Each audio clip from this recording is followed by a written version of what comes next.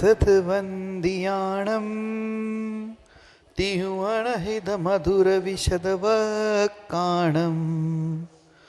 अन्तातीत गुणाणं नमो जिनाणं जिदे भवाणं। बोलो पंच परमेष्टि भगवान की 1008 श्री आदिनाथ भगवान की जय।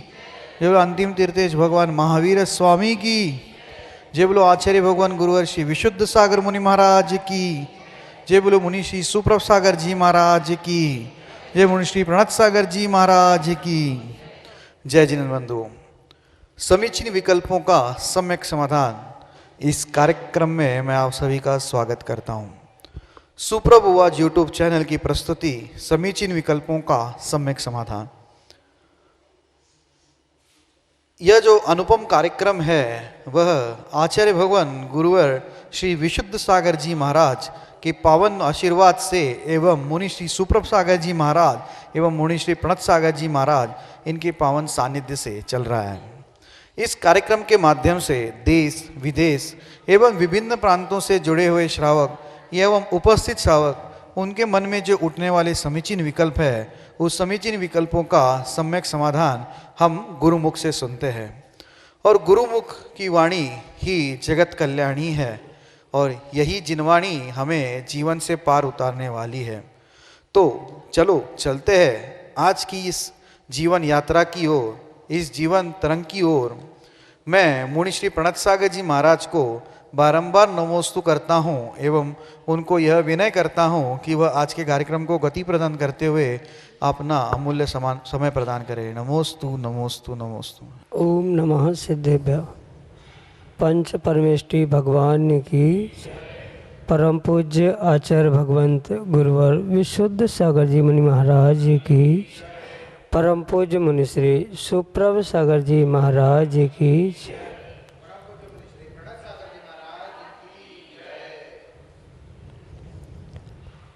महाराजा श्रेणिक ने तीर्थंकर भगवान महावीर स्वामी के समुसरण में 60,000 प्रश्न पूछे और उन 60,000 प्रश्नों का समाधान करते हुए तीर्थंकर भगवान महावीर स्वामी ने जन जन की अभिलाषा को शांत किया। आज हमारा इतना पुण्य नहीं है कि साक्षात तीर्थंकर भगवान का समुसरण हमें प्राप्त हो और हम उनके चरणों में अपने मन के विकल्पों को रख सकें, लेकिन फिर भी पंचम काल में आज हमारा इतना तीव्र पुण्य का उदय है कि हम अपने मन के विकल्पों को, अपने समीचीन विकल्पों को एक निर्ग्रंथ गुरु के चरणों में रख करके और उनका सम्यक समाधान प्राप्त कर रहे हैं। समीचीन विकल्पों का सम्यक समाधान एक ऐसा कार्यकारी उपाय है जो मात्र विकल्प कर्ता के मन को ही शांत नहीं करता, अपितु अनेकानेक प्राणियों के मन को भी एक निर्विकल्पता प्राप्त कराता है। परम पूज्य आचार्य भगवंत गुरुवर विशुद्ध सागर जी महाराज के मंगल सभाशीष से उन्हीं के सुयोग्य शिष्य परम पूज्य मुनि श्री सुप्रभ सागर जी महाराज के मुखारविंद से हम सभी प्रतिदिन अपने अनेकानेक समीचीन विकल्पों का सम्यक समाधान प्राप्त कर रहे हैं। देश देशांतर से अनेकानेक समीचीन विकल्प प्रतिदिन हमें यहाँ प्राप्त हो रहे हैं और परम पूज्य मुनि श्री उनका आगमोक्त विधि से हम सबको सम्यक समाधान प्रदान कर रहे हैं। प्रारंभ करते हैं आज का सम्यक समाधान। और आज का पहला विकल्प इंदौर मध्य प्रदेश से राहुल जैन सपरिवार परम पूज्य मुनिश्री के चरणों में बारंबार नमोस्तु निवेदित करते हुए कह रहे हैं, महाराज जी हमारा परम सौभाग्य है कि हम इस आपके सम्यक समाधान का एक प्रतिदिन का हिस्सा बने हुए हैं और आपके द्वारा किए जाने वाला जो सम्यक समाधान है वह निश्चित ही हमारे कल्याण के मार्ग के लिए एक अनूठा उपाय साबित हो रहा है।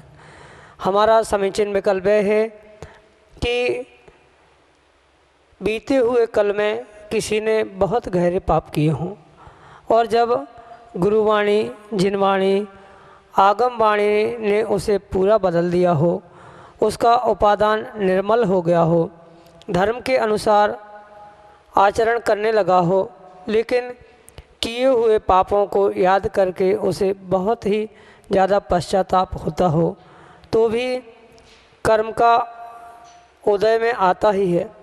तो मेरा समीचीन विकल्प यह है कि प्रबल पुरुषार्थ करके हम उदय में आए हुए कर्मों की आँच को धीमा कर सकते हैं। क्या इनका कोई थर्मामीटर हमारे पास हो सकता है जिससे हम यह जान सकें कि प्रतिक्रमण, पश्चाताप, तप आदि करके भूतकाल में जाने अनजाने में हुए पापों का कर्म जब उदय में आता है तो कितना आता है और उसे हम कंट्रोल कैसे कर सकते हैं। हमारे समीचीन विकल्प का सम्यक समाधान करने की अनुकंपा करें। नमोस्तु महाराज जी, नमोस्तु। राहुल भैया, जो बीते हुए कल में अनजाने में हमसे गलतियां हुई है या जान के भी गलती हुई है, उन गलतियों के प्रति हमारे पश्चाताप, प्रायश्चित के तो भाव होने चाहिए, पर उन्हें पुनः पुनः याद करते हुए अगर बार बार उस विषयों में ही हमारा मन अटक रहा है या उसके प्रति ही पुनः पुनः हम ग्लानि करते हुए हम उन्हीं पुनः भावों को प्राप्त होते हुए हीन भावों से दीनहीन होके दुख या शोक मना रहे हैं, तो ये पक्का मानना हम आने वाले समय के लिए पुनः आसाता वेदनीय का ही आश्रय कर रहे। जो आसाता वेदनीय के साधन आचार्य भगवंतों ने बताया है, दुख शोक तापा क्रंदन, वह मात्र दूसरे को दुखी शोकी करना नहीं है, अपितु उस बीते हुए गलतियों के निमित्त से अगर हम अपने आप को भी बारंबार दुखी कर रहे हैं, मुझे ये नहीं करना चाहिए था, मैंने क्यों किया, ऐसे भाव करते हुए पुनः दीनहीन होकर उदास होकर रो रहे हैं, शोक मना रहे हैं, तो वह हमारे लिए कभी भी उत्थान का मार्ग नहीं खोल सकता। इसलिए बहुत अच्छी बात तो यही है कि अगर हमें गुरुवाणी, आगमवाणी से ये बात पता चल गई है कि हमारी ऐसी ऐसी गलती हुई थी, ऐसे ऐसे पाप हमने किए थे, तो सबसे पहला कार्य हम तत्क्षण में करें कि आगे इस पापों को, इन गलतियों को मैं नहीं दोहराऊंगा। इस प्रकार से सबसे पहले हमें प्रत्याख्यान को प्राप्त होना आवश्यक है। आगामी समय में पापों को, गलतियों को नहीं दोहराऊंगा, इसका ही नाम प्रत्याख्यान है। पुनः जैसे ही आने वाले समय में मैं पापों को नहीं करूंगा, ये निर्णय हुआ, अब जो बीते हुए कल में जो हमने पाप किए थे, गलतियां की थी, उसके लिए हम पश्चाताप के भावों के साथ प्रतिक्रमण, प्रायश्चित आदि को गुरु के चरणों में पहुंचकर प्राप्त कर ले, क्योंकि उसके अभाव में पिछले पापों का प्रक्षालन होना संभव नहीं है और आने वाले समय का प्रत्याख्यान नहीं किया है तो वर्तमान में किया हुआ पश्चाताप, प्रायश्चित रूप प्रक्षालन भी हमारे लिए कार्यकारी नहीं हो सकता। और रही बात पुरुषार्थ की कि हम इतना पुरुषार्थ तीव्र करें, पर पुरुषार्थ करते समय मैं पुनः कह रहा हूँ, हीन भावों को या किंचित भी किसी भी प्रकार से दुख शोक रूप परिणामों को, गलतियों को लेकर प्राप्त नहीं करना, अन्यथा हमारा पुरुषार्थ व्यर्थ चला जाएगा। जो हमारा पुरुषार्थ प्रतिक्रमण, पश्चाताप, तप आदि के द्वारा हम कर रहे हैं, उस पुरुषार्थ को हम तीव्रतर और तीव्रतम करते रहेंगे तो नियम से हमारे आने वाले कर्मों का उदय हम बदल सकते हैं। ये सर्वथा ऐसा नहीं है कि जो कर्म का बंध आश्रय हमने करके रखा है उसे हम बदल नहीं सकते या उसे हमें भोगना ही पड़ेगा, ऐसा सर्वथा नहीं है। जीव जो निर्मल परिणामों से पुरुषार्थ करता है, नियम से अपने पापों के प्रक्षालन रूप उस कर्मों के उदय को भी, कर्मों के उदय की आँच को भी नियम से मंदा धीमा कर सकता है। पर आवश्यकता निर्मल पुरुषार्थ की, निर्मल भावों की है।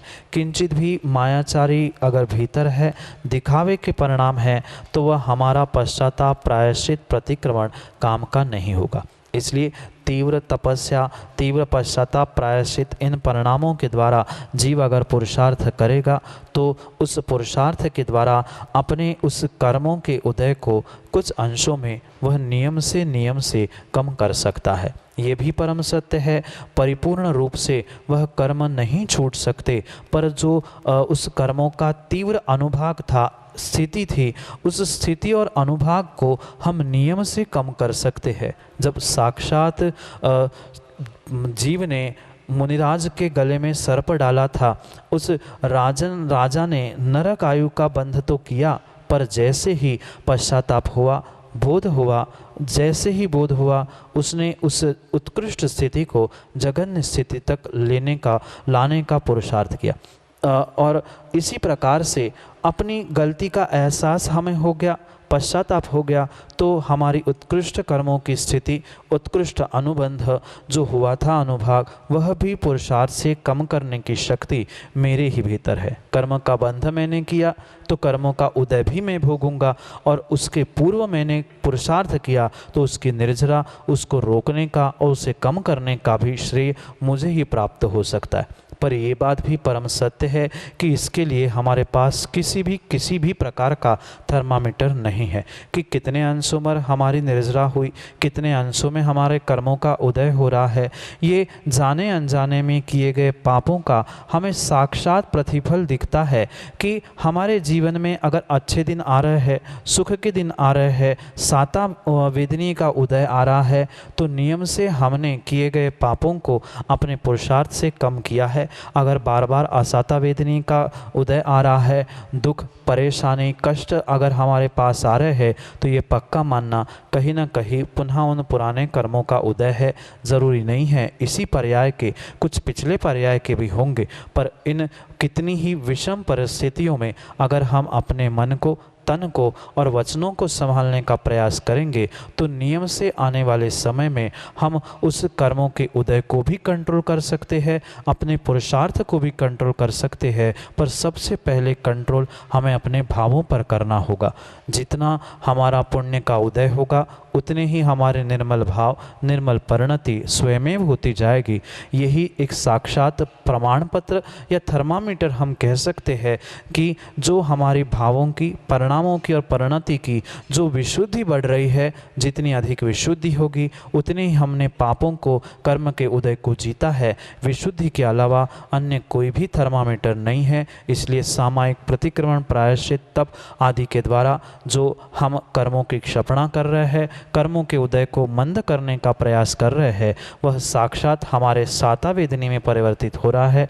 यही थर्मामीटर हो सकता है, अन्य कोई थर्मामीटर विशुद्धि के अभाव में नहीं हो सकता। इसलिए आपने जैसा पुरुषार्थ किया है, उस पुरुषार्थ को और बढ़ाते हुए अपने उन गलतियों, पापों को कम करते करते करते आगे वाले समय में और भी पुरुषार्थ करते हुए उस पश्चाताप प्रतिक्रमण के द्वारा अपने भावों को निर्मल करें। यही आपके लिए सम्यक समाधान। अगले विकल्प के लिए चिरगांव, झांसी, उत्तर प्रदेश से हमारे सामने हैं मेहुल जैन अपने समीचीन विकल्प के साथ। नमस्ते महाराज जी। क्या है कि अपन सप्तव्यसन का त्याग करे रहते हैं और जो मेडिसिन अपन लेते हैं उनके इंग्रेडिएंट्स रहते हैं, अपन जैसे अल्कोहल का त्याग करे रहते हैं, पर जो मेडिसिन रहते हैं उसमें तो वो सब चीज़ पाई जाती है। तो इसका मतलब कम कैसे करें इन मेडिसिन को लेना, और मतलब प्राश्चित मतलब कैसे हो, उनका पता रहता है उसके बावजूद अपन लेते हैं ही। नमस्ते महाराज श्री। ओम नमः सिद्धम। परम पूज्य आचार्य भगवान गुरुवर विशुद्ध सागर जी महाराज जी के सबसे पहले तो बेटा, ये जो आपके त्याग के भाव है ये सर्वश्रेष्ठ है, और उन दवाइयों आदि के निमित्त से उन अभक्ष्य वस्तुओं का सेवन नहीं करना, इसके विषय में जो जागरूकता है इस अवस्था में, इस उम्र में, वह वास्तव में प्रशंसनीय है। जो आपने सप्तव्यसन के विषय में त्याग और दवाई आदि के सेवन के विषय में विकल्प रखा है, अक्सर देखा जाता है कि जो ये दवाई हो या बहुत सारे बाज़ार में आने वाले पदार्थ हो, जैसे खाद्य पदार्थ के रूप में या पैकेट के पाउच के माध्यम से सेवन करने वाले उस खाद्य पदार्थों के निमित्त से कहीं ना कहीं किसी न किसी प्रकार से मांस, शराब, मधु आदि आदि का सेवन अवश्य रूप से होता है। बहुत अच्छी बात तो यही है कि जिन व्यक्तियों ने जिसने उन सप्त व्यसनों का त्याग किया है उसको परिपूर्ण रूप से अगर पता है तो ऐसे सामग्री का सेवन किंचित भी नहीं करना चाहिए, क्योंकि भले ही वह दवाई क्यों ना हो, भले ही वह आपके पाउच के कोई फूड भी क्यों ना हो, किंचित भी किसी भी प्रकार से हमने अगर बुद्धिपूर्वक देवशास्त्र गुरु के सानिध्य में सप्त व्यसन का त्याग किया है तो हमें जानकर तो कम से कम उनका सेवन नहीं करना चाहिए। अगर क्वचित कदाचित हम अनजाने में कोई सामग्री का सेवन करें और फिर हमें पता चल जाए कि ऐसी ऐसी सामग्री में ऐसी ऐसी मिलावट थी, शहद मिला था, शराब मिली थी, तो हम उसका प्रायश्चित ले सकते हैं, पर जान कर खाकर फिर प्रायश्चित लेना ये उचित नहीं है। रही बात दवाई की, आपके मन में ये विकल्प आ सकता है कि महाराज जी दवाई तो अनिवार्य होती है, दवाई नहीं खाएंगे तो कैसा काम चलेगा। पर बेटा ये भी ध्यान रखना, हर कोई एलोपैथिक दवाई, होम्योपैथिक दवाई खा के ही ठीक हो ज़रूरी नहीं है। जो त्यागी व्रती होते हैं, निर्ग्रंथ मुनिराज होते हैं, वे दिन में एक बार आहार करते हैं, निरामिष औषधि आयुर्वेदिक आदि जड़ी बूटी का सेवन करते हुए वे भी ठीक होते हैं। ये बहुत गहरा सिद्धांत जैन दर्शन का समझना होगा कि जीव को बीमारी या उससे छुटकारा तभी मिलता है जब जीव का साता असाता वेदनी कर्म का उदय होता है। आप 25 दिन लगातार दवाई खा लेना, महीने 2 महीने दवाई खा लेना, अगर साता वेदनी कर्म का उदय नहीं है तो 2 साल दवाई खाने पर भी आपको आराम नहीं मिल सकता। पर थोड़ा सा भी अपने आप पर, धर्म पर श्रद्धा है, सच्चे देवशास्त्र गुरु पर, अपने नियम पर हम अगर दृढ़ है तो मुझे विश्वास है कि आपका तुरंत आसाता साता वेदनी में बदलेगा। और जैसी साता वेदनी में बदलेगा, आपने विपरीत भी सेवन किया हो या आयुर्वेदिक दवाई के सेवन से भी आप तुरंत ठीक हो सकते हो। इसलिए जब हमने बुद्धिपूर्वक इस छोटी सी उम्र में उन सप्त व्यसनों का त्याग कर ही लिया है तो हम छोटे से उस लोभ के पीछे क्यों पाउच पैकेट के फूड खाए, क्यों बाहर के ऐसी सामग्री खाए जिसके द्वारा मेरा धर्म भ्रष्ट हो जाए। ये बहुत बहुत बहुत आपके तीव्र पुण्य का उदय है कि आपके ऐसे परिणाम हुए कि ऐसे उम्र में सप्त व्यसन आदि का त्याग करने के आपके भाव हुए। 50 नहीं 80 साल के वृद्ध के भी उन सप्त व्यसनों का त्याग करने के भाव नहीं होते। आपने जो किया है वह वास्तव में पुनः प्रशंसनीय कहते हुए मैं आपको यही कहना चाहता हूँ, अगर हमें पता है, आपको जानकारी है कि अमुक सामग्री में, दवाई में, ऐसे औषधि में ऐसी सामग्री मिली है तो प्रयास हम यही करें उसका सेवन ना करें। अन्य भी बहुत सारे ऑप्शंस, बहुत सारे पर्यायवाची दवाइयाँ, बहुत सारे ऐसे पर्यायवाची साधन वर्तमान में उपलब्ध है जिसके द्वारा हम अपने स्वास्थ्य को, अपने आप को ठीक कर सकते। बहुत सारी ऐसी एलोपैथिक भी दवाई है जिसमें इन व्यसनों का यानी शराब, मधु, मांस आदि का प्रयोग नहीं होता। मात्र शुद्ध केमिकल से भी बहुत सारी एलोपैथिक दवाई वर्तमान में बनी जाती है। आप तो उसी की पढ़ाई कर रहे हो, आपको उसी के विषय में और भी कुछ समय में और विशेष जानकारी मिलेगी। जब हमें पता है तो हम जानकर एक पर्याय को या कुछ पर्याय के क्षणों को बचाने के लिए अपना धर्म नष्ट ना करें, क्योंकि धर्म के अभाव में हमारी ये मनुष्य पर्याय भी किंचित भी काम की नहीं है। भले ही हम धर्म के लिए कुछ दिन के लिए परेशानी, तकलीफ सहन कर ले, पर पक्का विश्वास अगर सच्चे देवशास्त्र गुरु के पास है तो नियम से आपकी असाता साता में बदल सकती है, आपके दुख, आपकी परेशानी सुख रूप भी परिवर्तित हो सकती है। अगर क्वचित कदाचित भूल से या जानकर भी आपसे उन सामग्री का सेवन कर लिया गया हो तो उसके लिए आप गुरु के पास पहुंचकर उसके लिए प्रायश्चित ग्रहण करें और प्रयास यही करें कि आने वाले समय में पुनः हमसे ये भूल ना हो, क्योंकि भूल के पीछे पुनः भूल करते रहेंगे तो कभी भी उससे उभर नहीं सकते। इसलिए जो निर्मल भावों से आपने जब भी उसका त्याग किया होगा उन दिनों की, उन बातों की याद करना, क्योंकि चंद टुकड़ों को खाने के लिए हम जी नहीं रहे हैं, पर अपितु जीने के लिए हमें खाना है। हम उतना ही खाएं, उतना ही वस्तु का सेवन करें जिससे मेरा धर्म और जीवन दोनों भी चलता रहे।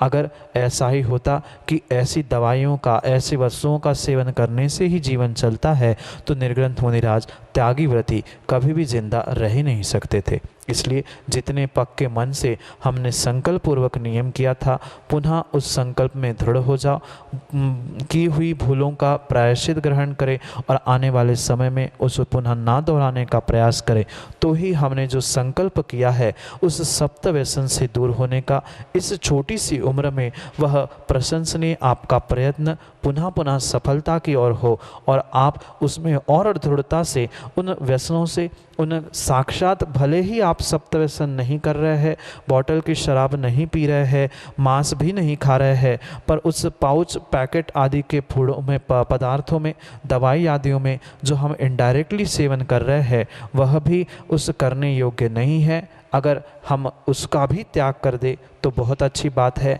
क्योंकि जितना अधिक त्याग होगा उतना अधिक धर्म और पुण्य हमें प्राप्त होगा। अगर विषमता है तो साक्षात गुरु से मिलकर उस विषय में चर्चा करें और फिर उसके विषय में गुरु और शिष्य मिलकर हल निकाले, तभी उसका कुछ हल होगा। यही आपके लिए सम्यक समाधान। अगले विकल्प के लिए हमारे सामने हैं सिंघई सुनील कुमार जैन, जिन्हें इस सिद्ध चक्र महामंडल विधान में श्रीपाल बनने का सौभाग्य प्राप्त हुआ है। अपने समीचीन विकल्प के साथ हमारे सामने। गुरुवर के चरणों में त्रिवार नमोस्तु नमोस्तु नमोस्तु। हे गुरुवर, कल के प्रवचनों में आपने दान का स्वरूप बताते हुए कहा था कि जो आकांक्षा से रहित होकर दिया जाए वही दान है। तो मेरा विकल्प यह है कि यदि दातार का नाम नहीं होगा तो अन्य जीवों को दान प्रेरणा कैसे प्राप्त होगी। नमोस्तु गुरुवर, नमोस्तु गुरुवर, नमोस्तु।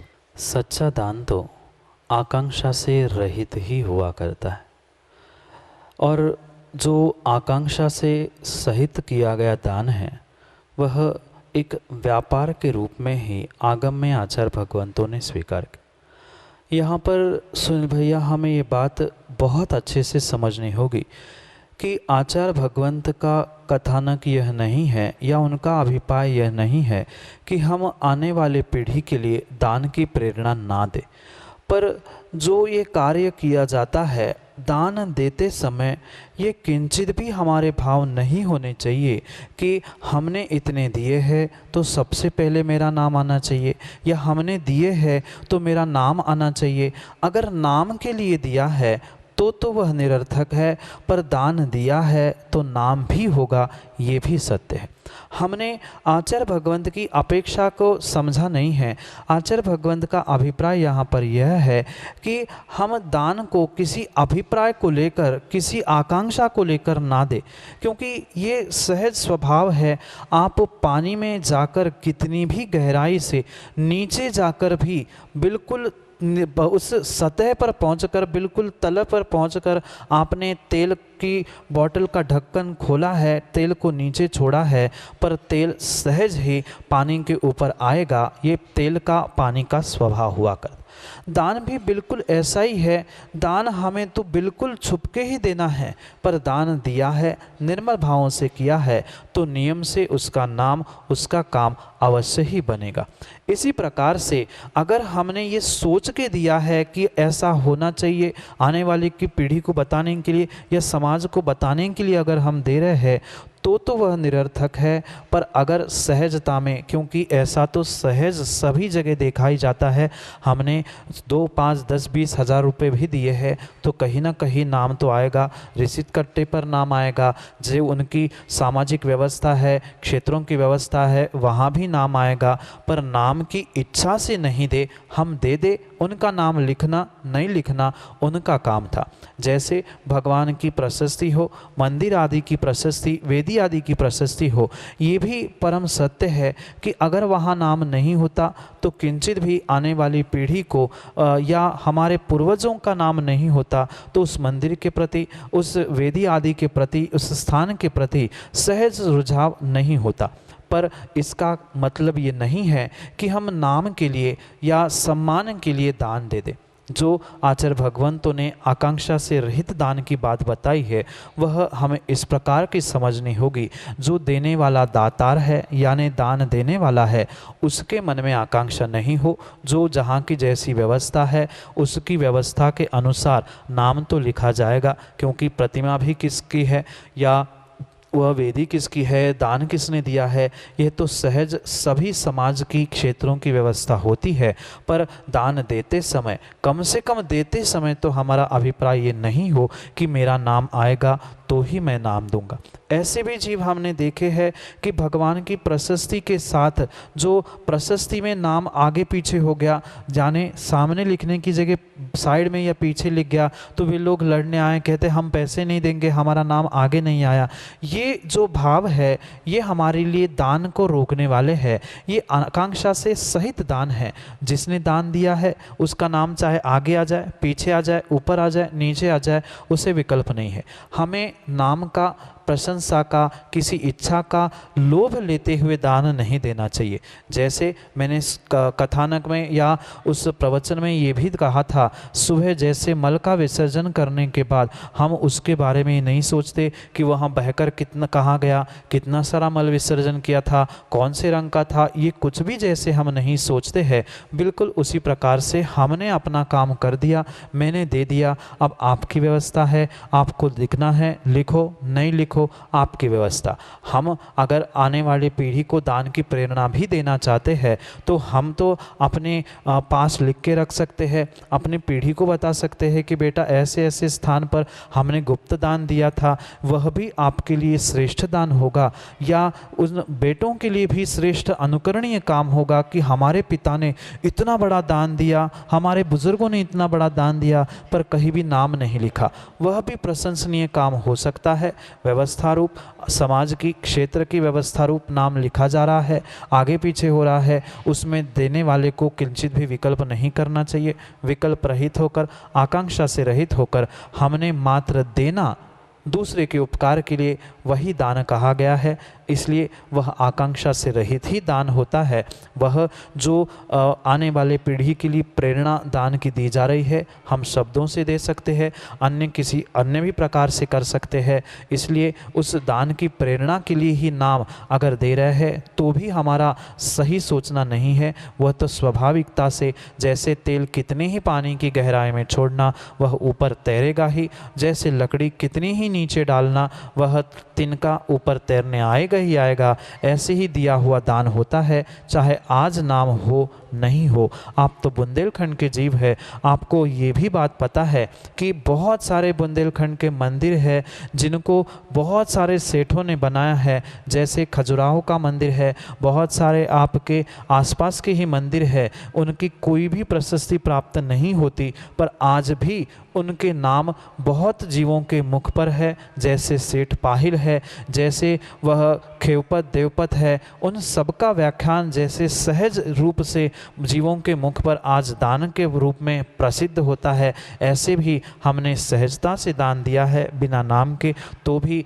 आने वाली पीढ़ी को उस दान की प्रेरणा मिलती रहेगी। और गुप्त रूप से दिया है तो उसका तो और भी विशेष फल हमें मिलेगा, क्योंकि हमने नाम के लिए व्यापार नहीं किया, वह आकांक्षा से रहित दान दिया था। यही आपके लिए उस दान के विषय में समझने योग्य बात सम्यक समाधान से। जय जैन बंधु, हम आप सभी लाभ ले रहे थे सम्यक समाधान, समीचीन विकल्पों का सम्यक समाधान। यह कार्यक्रम प्रतिदिन 5:13 पे यूट्यूब चैनल सुप्रभु वाच पे प्रसारित होता है। इसका पुनः प्रसारण फेसबुक के माध्यम से होता है। अगर आप फेसबुक के उपभोक्ता है तो आप फेसबुक पे सुप्रभु वाच या मुनि श्री सुप्रभ सागर जी महाराज के नाम से पेज है, उस पेज के माध्यम से इसका पुनः प्रसारण होता है। अगर आप इस कार्यक्रम से जुड़ना चाहते हो, अगर आपके मन में कोई उथल पुथल है या आपके मन में कोई विकल्प सता रहा है और उस विकल्प का आप सम्यक समाधान प्राप्त करना चाहते हो तो आप हमें अपना विकल्प जो व्हाट्सएप के नंबर नीचे पट्टी पे चल रहे हैं एवं डिस्क्रिप्शन में है उसके माध्यम से भेज सकते हैं। आपके सहूलियत के लिए मैं नंबर यहाँ दोहराता हूँ 870-754-8811 870 748811। एक अन्य नंबर भी है 7415306441। आप इस नंबर के माध्यम से हम तक आपका विकल्प भेज सकते हैं। अगर आप जीमेल के या ईमेल के उपभोक्ता है और आप जीमेल के माध्यम से अगर आप अपना समीचीन विकल्प भेजना चाहते हो तो हमारा ईमेल आईडी है samyak.samadhan@gmail.com। प्रतिदिन 7:40 पे मुनि श्री सुप्रभ सागर जी महाराज के प्रवचन जिनवाणी चैनल पे आते हैं, आप उसका भी लाभ ले सकते हैं।